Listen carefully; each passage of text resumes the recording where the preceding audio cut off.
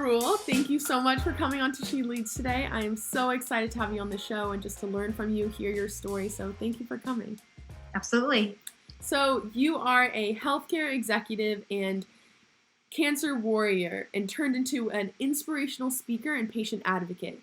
So you've really shared your experience not only as a patient but also as a caregiver to reach thousands of people throughout the world about your experience and how really to improve this mission of healthcare and really help people live this fulfilling life. And so I'm just excited to learn from you because you teach lessons in positivity and mindset and overcoming these challenging times in our lives. So first off, I love to start off with just take me back to when you were 22 years old graduating from college. So you went to MIT, got a bachelor's in electrical engineering and computer science with a minor in economics, if I'm not mistaken. That's correct. Well done. and you also got an MBA from Harvard Business School, which we'll get into. But taking back to MIT, at this point, what did you want to be in your career? What did you see yourself in the future? And almost what questions were you asking yourself? Yeah, so going into MIT and even in my early years at MIT, I actually had somehow come up with this grand vision of being a corporate lawyer for a high-tech company. And I think it was maybe my competitive speech and debate roots in high school that made me think that that would be an aspirational career for me. And that was part of the reason I went to MIT, is to get that engineering background for this, high-tech career I was going to be having. And while I was at MIT and learned more about what corporate law would even entail, realized that that just actually wasn't jiving with my personality and the type of work that I would want to be doing. And it was only at college that I got more exposed to the consulting industries and the finance industries and this whole world of business. And, I had always known I wanted to get a graduate degree. And it was at MIT that my decision to take the LSAT actually switched into my decision to take the GMAT and go down the route of consulting. And after a few summer internships on Wall Street during the summers, felt that management consulting would actually be the best fit for me because of the client services nature and my extroverted personality, getting to work with lots of teams and solve problems, while also being a stepping stone and hopefully opening the door to a number of other business opportunities that could open up down the road. Yeah, amazing. So you ended up consulting at Bain, and I think it was at this time where you went to Harvard as well.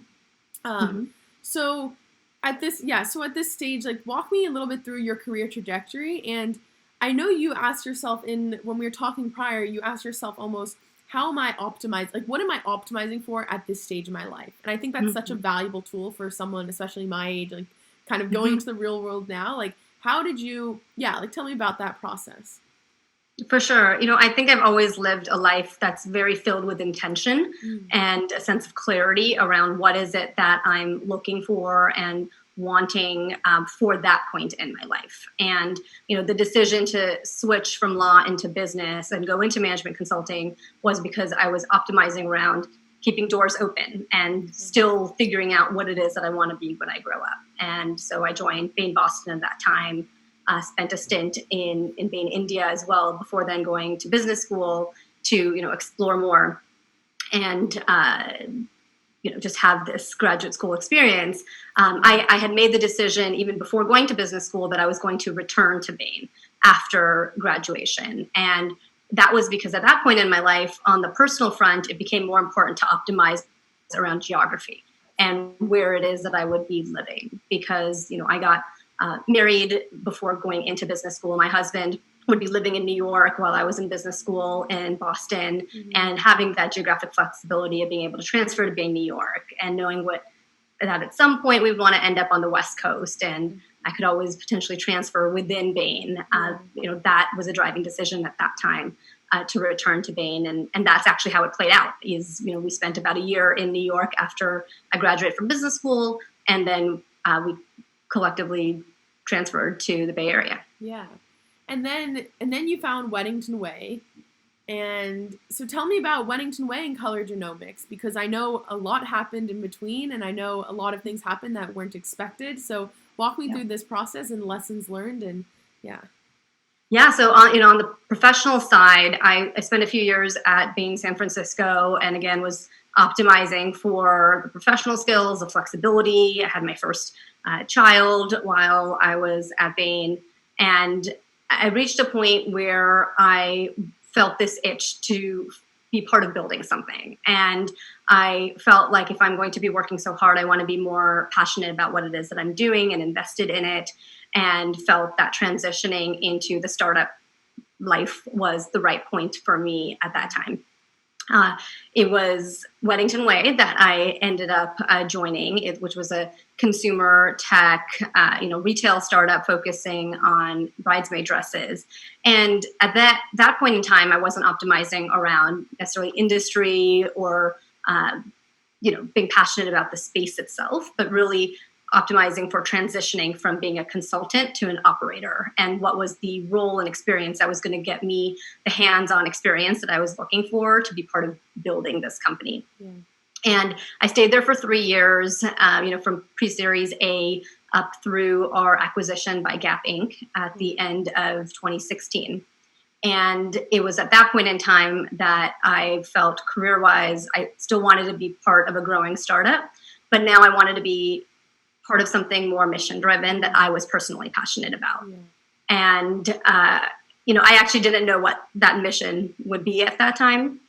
And it was really the whole life experience that was happening in parallel on the personal front that ultimately led me to Color. And that was that, less than 6 months after I joined Weddington Way, I actually delivered my second child, and on her 1 week birthday. So really all real time, from the time I had my C-section with her and all the craziness that came with some complications that she had, I actually got diagnosed with stage 2 breast cancer. And, that the only reason I even caught that cancer as early as I did is because I had genetic testing done a couple of years prior. And I was aware of the risk that I have for both breast and ovarian cancer. And so when I was at a 38-week ultrasound appointment and I felt this lump, I knew to be paranoid. I knew to sort of advocate for myself to get that ultrasound and biopsy done. And thankfully I did, because after my delivery and the milk came in, I actually couldn't even feel the lump anymore. And so, when my doctors were telling me it's most likely a clogged milk duct because I'm only 31 and pregnant, it would have been very hard, easy to believe that and not really follow up on the lump until like a year later after I stopped nursing. And so, the experience of knowing my genetic risk, detecting my cancer early, and then spending the following year in, going through chemotherapy and multiple surgeries, was obviously extremely transformative on multiple levels. Yeah. And so when professionally I decided that I was ready to work on something more mission-driven, and I came across Color Genomics, whose mission at the time was to democratize access for genetic testing for hereditary cancers. It was like, this mission that had found me. And I knew right away that is actually where I would want to be working and focusing on the professional front. And so, there wasn't necessarily even a role that they were listing that I was like applying to, or I just reached out to the team and shared my personal and professional background, why I love what they're doing, and essentially just kept meeting with people until we found a fit for a role that would be a need that they have, and skills that I could bring to the forefront for it. Yeah, such an inspiring and incredible story. Just that alone, and there's many ways I can take it, but one way specifically, when you found that out and you recently had your second daughter, recently had your second daughter, and at this point, how did you stay mentally strong? Like, how did you stay not only mentally strong, but the ability to be like, okay, now this has actually taught me what my mission is, or like what my next company that I want to work at, and like what drove you to be like, okay, now this is where I'm going to go, I'm going to get a job and all that, because I feel like that is not like a natural instinct to do. So yeah, what made you do that? Yeah, no, absolutely. And I would say that there was a period of time that was involved for this realization, and a series of events, honestly, that needed to occur for that realization. So, when I got diagnosed, I was technically on maternity leave. So, I was fortunate to have my parents staying with me and having the support of my husband and parents in terms of that journey, and was really able to focus on my treatment and my recovery. And during that time, I also began logging my cancer diagnosis and treatment real time. It was called New Job, New Baby, New Cancer, because it was this combination of events that was happening at one time. But that was my first experience, I guess you could say, of being such an open book and really starting to share my story and my journey, with anyone who would come across it. And it was really important to me for that to be educational and inspiring. And I think finding that purpose within my broader challenge of wanting to be able to use my experience to inspire others really helped shape my own perspective as I went through that experience, because I wanted to stay positive and I wanted to be transparent. And there were definitely lots of tears along the way and heartache and hardship. But also amazingly positive experiences that happened during that time. And I wanted to share all of that. Wow, yeah. And, I did go back to Weddington Way 6 months after my diagnosis, before all of my surgeries and everything was complete. And I continued to work there for a couple of years before I reached that point where I realized that there was an appropriate transition point. We had just been acquired, and it felt like the right time to make a professional transition. Yeah. And again, I, in hindsight, didn't actually know what my mission was. I wasn't necessarily knowing at that point that this personal experience on the health front is now going to translate into changing my professional life. It was only when I actually came across this company and its mission that I realized that that's the space I want to be working in. And once I had that realization, then it was like immediately clear that I didn't even conduct a search at that point. I just really laser focused on this company and this mission and what opportunities there might be there. But I think having the openness to opportunity, even in times of hardship, and recognizing that opportunities can be created if you have the right perspective and openness to it, is what allowed me to start transforming my own identity in terms of what my professional career path looks like and how it now becomes influenced by the experiences I'm having on the personal front as well. Wow, yeah.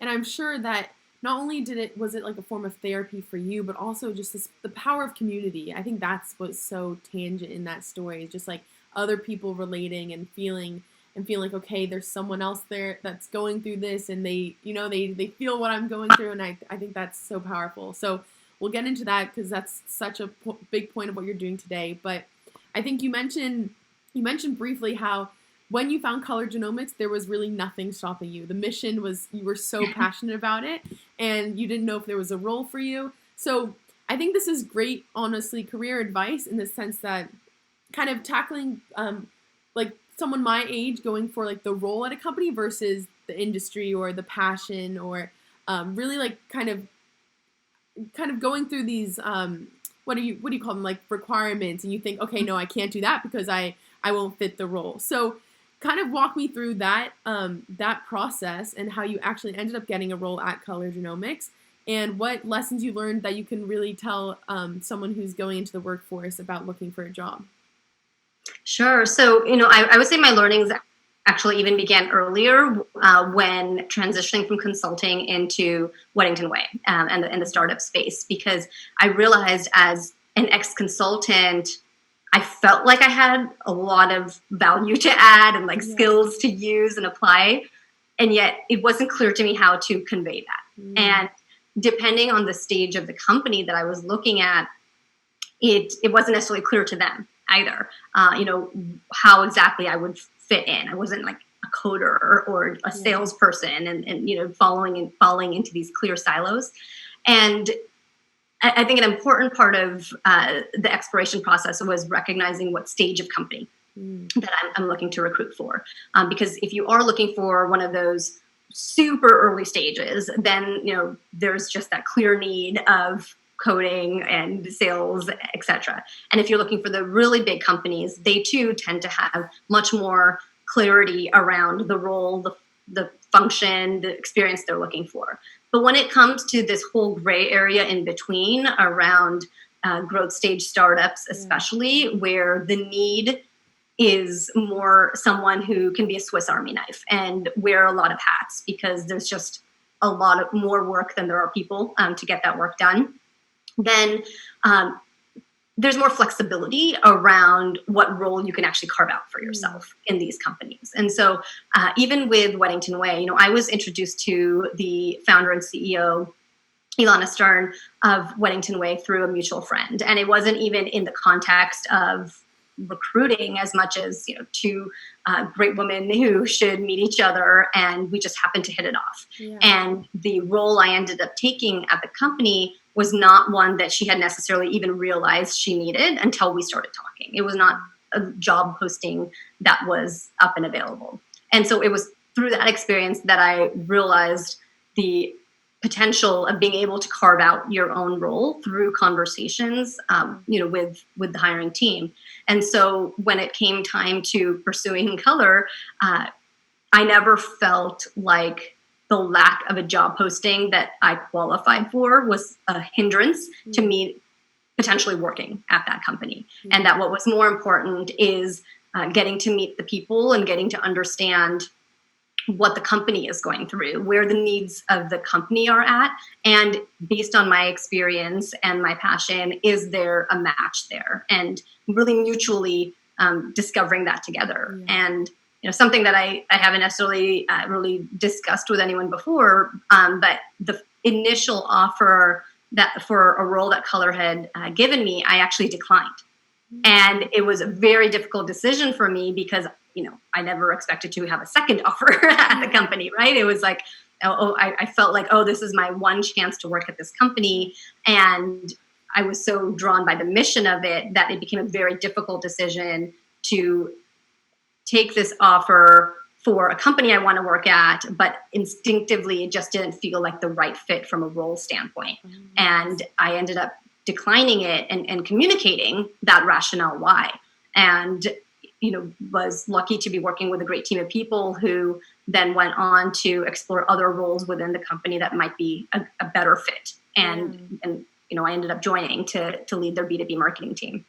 And so I think what is really important for anyone out there going through recruiting, especially at these stage companies, is not letting job listings hold you back and not letting, specific requirements within the job listing holding you back either. And, this especially applies to females because there's a lot of research out there, as Carly, you know yourself, that, women are much more likely to want to check off all of the requirements that are listed in a job listing before making taking the step to actually apply, whereas men are much more likely to, apply even if they only meet maybe 50% of the requirements.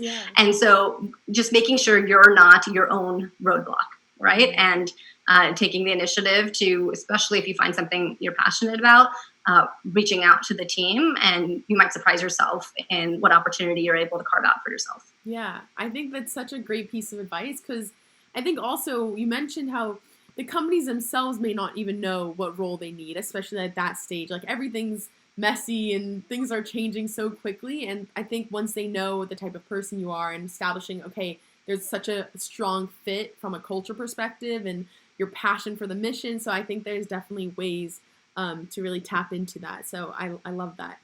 And then also at Color, you mentioned you found your ikigai. So I want you to describe what that is, what it means to find your ikigai, and then almost when you had to re-find it because something happened at Color where you were laid off unexpectedly. So talk about that a bit. Yeah. So when I joined Color, I didn't know what an ikigai was. And it was on like my family WhatsApp thread that my dad sent over this image of an ikigai. And possibly because the image is of a 4-circle Venn diagram that looks like a framework, my management consultant hat was immediately drawn to it. And I'm like, oh, what is this? And what it was showing is this concept called ikigai, which is a Japanese concept where the word ikigai means a reason for being.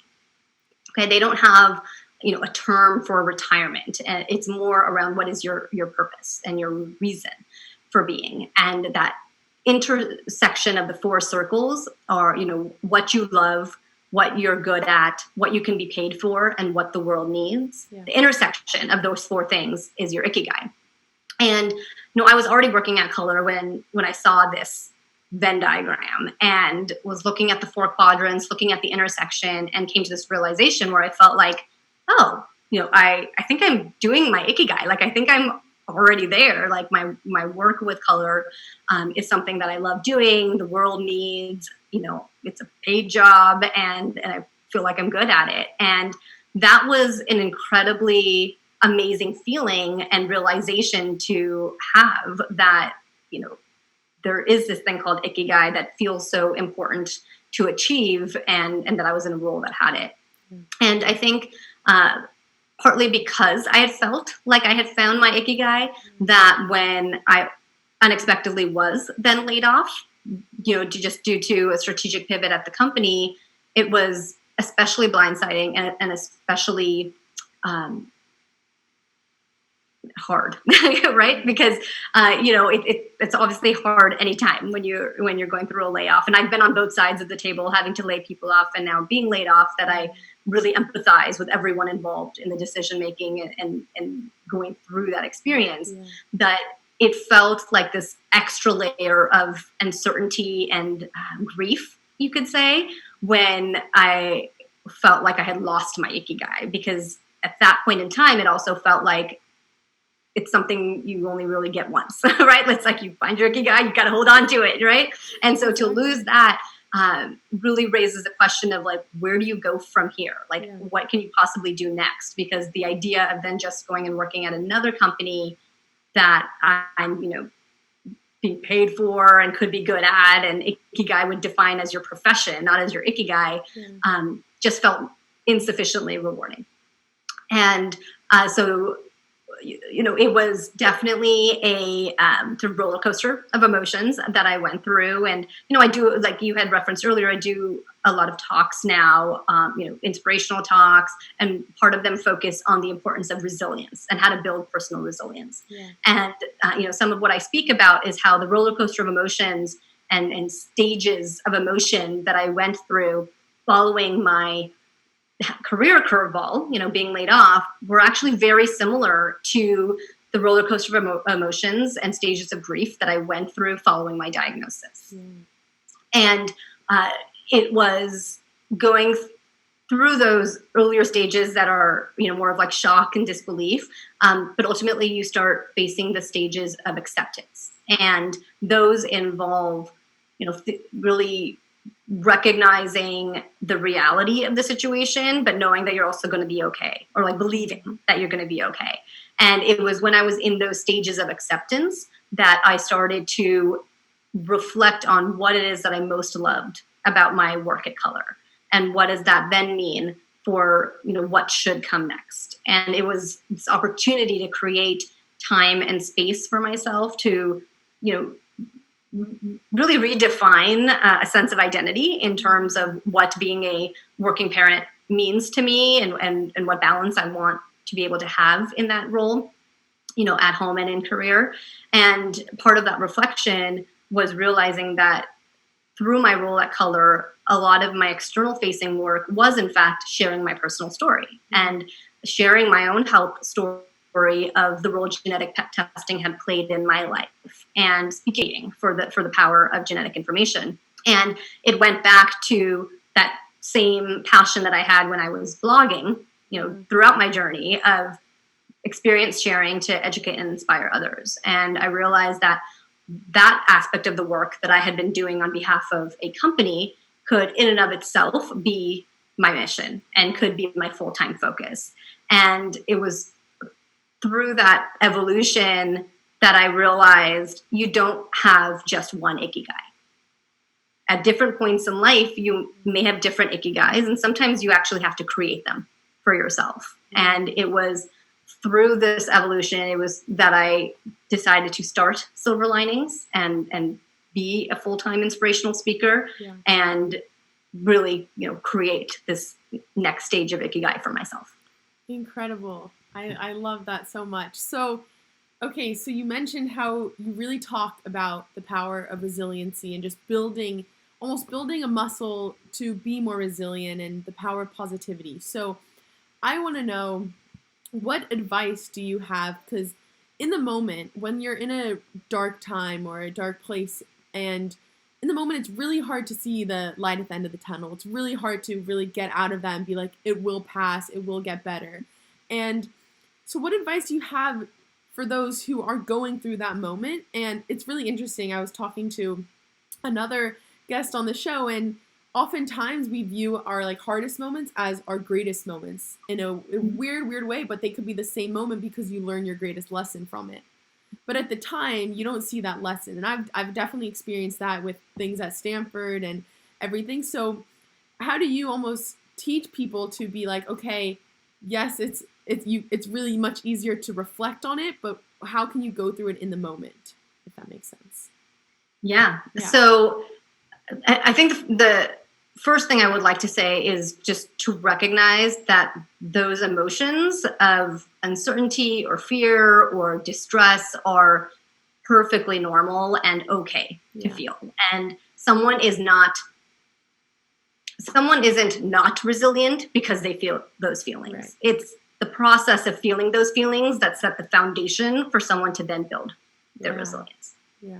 So when I was talking about the stages of, grief and the emotional roller coaster that I had following my, both health and career curveballs, those early stages are of shock, denial, frustration, and then even depression, right? Like as the reality sets in and the hardship of the change that's occurring really sets in. Yeah. And those stages of emotions, I think, are necessary to then be able to move forward. And someone has to be able to acknowledge that they're feeling those emotions and process them appropriately to then be able to actually move forward into those embracing the change and figuring out this new normal for themselves. Yeah. And the role I think resilience plays in this is shortening the amount of time it takes to go through those earlier stages, and expediting the speed to which you start being able to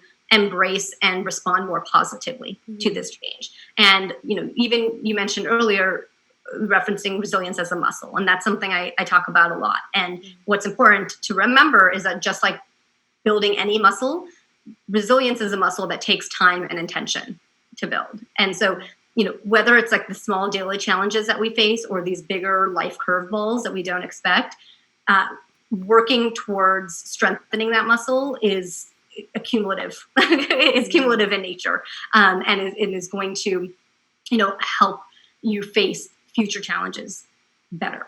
Now, how to actually do that? How to actually build your resilience so that you can process things faster and get to that acceptance stage faster. I think there's multiple steps to that. And when I present about resilience in speaking engagements and whatnot, there's 5 steps that I speak to that are meant to be actionable in nature. The first is being able to balance realism with optimism. So recognizing that you're in a difficult situation and there might be some tough times ahead, but also really holding on to the belief that ultimately you will be fine.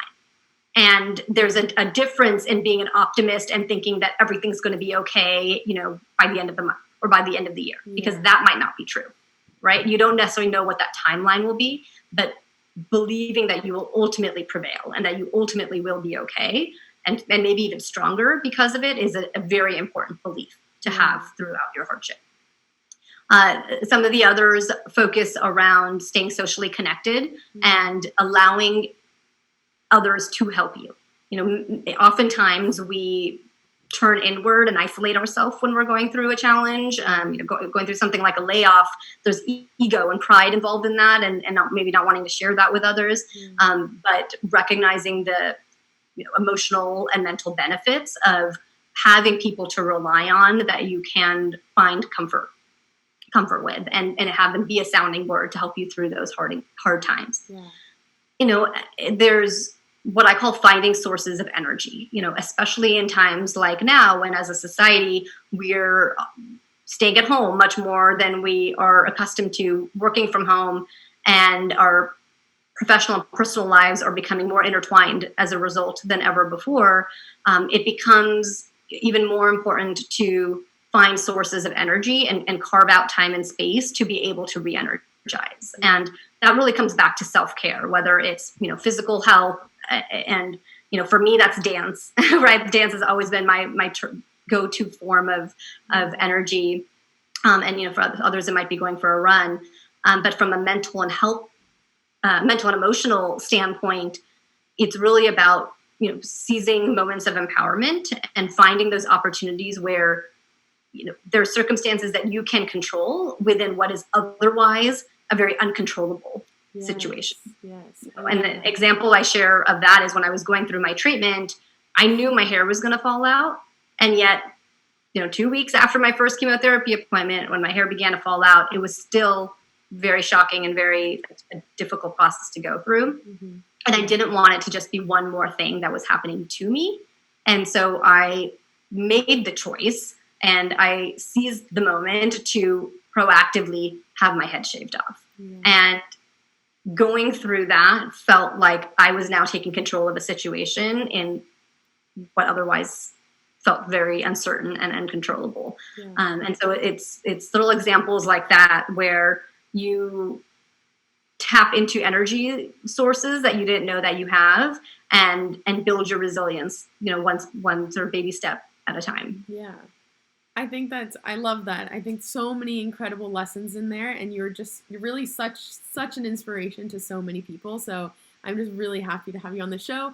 And even the point about realism versus optimism, and really like combining those two. Oftentimes you hear them completely exclusive, and you can't be an optimist if I'm a realist, but it's not true. And like, you can actually integrate them. And I think that's definitely important. And the community aspect, finding people. Also, I think just even finding people who bring positivity and are not ones to bring you down, and I think that's really important too. So tell me, before we go to the fun questions, first tell me a little bit about your health now, like your health stage now, and completely going through that journey, just like a reflection right now when you think about your whole experience and where you are today, and then we'll go to some more fun questions to finish it off.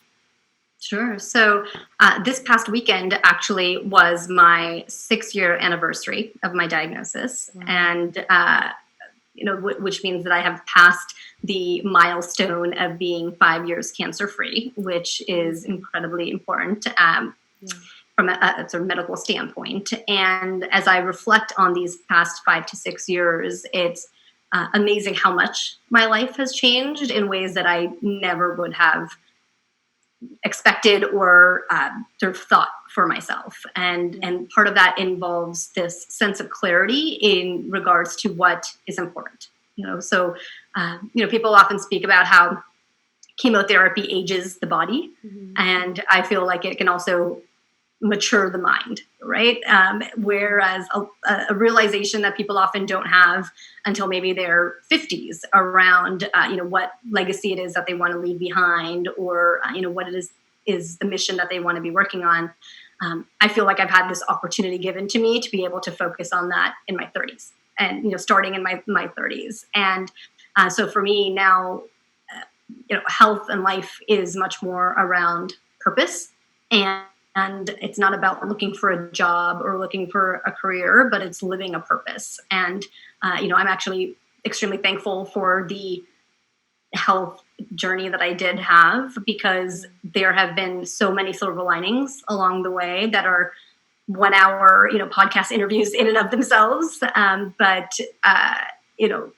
my life is for the better, based on how these past 5 to 6 years have evolved, and I can only be thankful for it. Yeah, definitely. And I think you're the epitome of just showing how strong the mind is, and how we can really choose with a life that we want to live, and it's up to us. So I think that's so beautiful and incredible.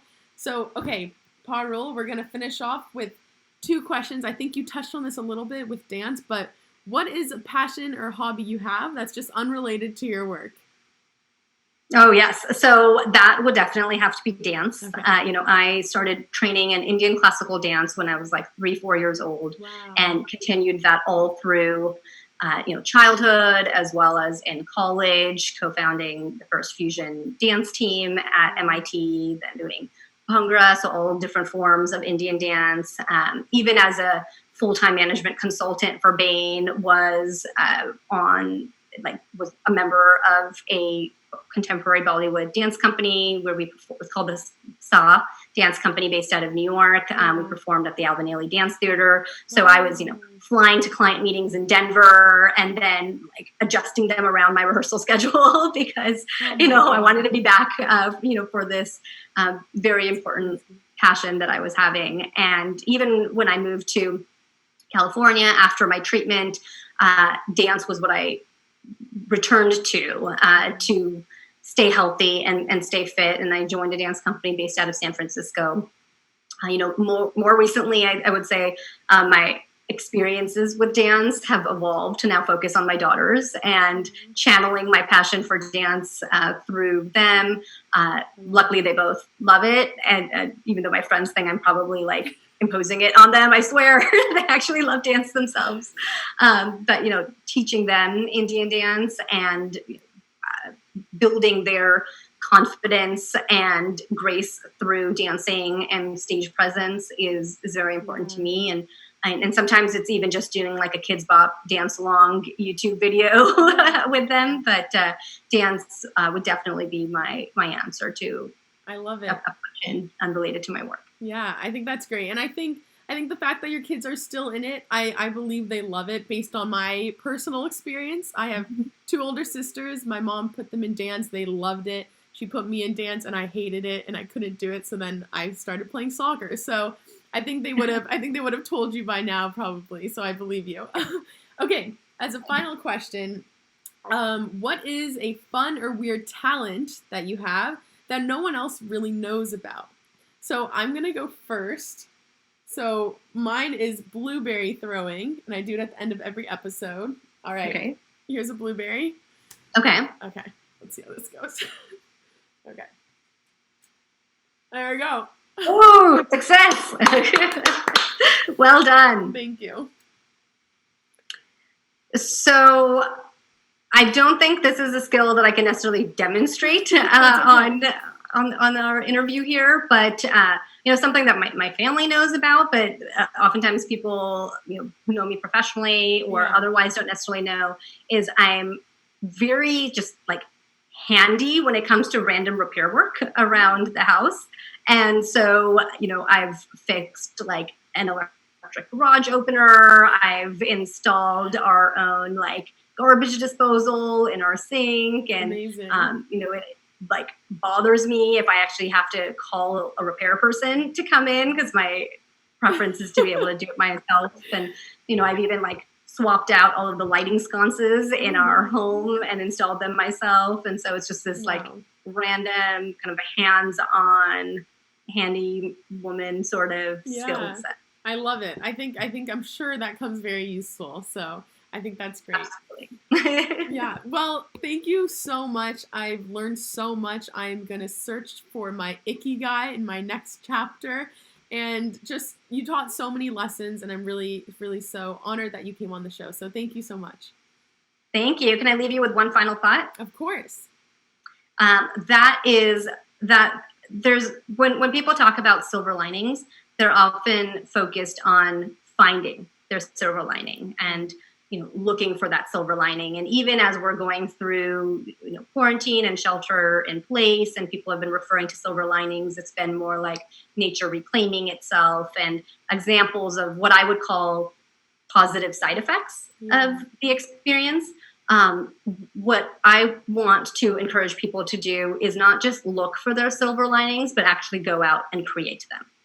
And when I think about the experiences that have happened over the past 5 or 6 years following what were, initially very dark clouds, it wasn't like those dark clouds happened and then 5 years later, like silver linings suddenly emerged. Yeah. It took intention and a willingness to actually seek opportunities within hardships that then led to the creation of those silver linings. Amazing. And so I challenge anyone that's going through a hard time that when you are to actually step back, reflect on what good might ultimately be able to come out of this experience and go and create your own silver linings. I love it. I think that's great. So great. Okay, well, I think that's a great thing to leave off on, and I think it's so personable and tangible for what we're going through right now. So I think that's really important. So I appreciate that.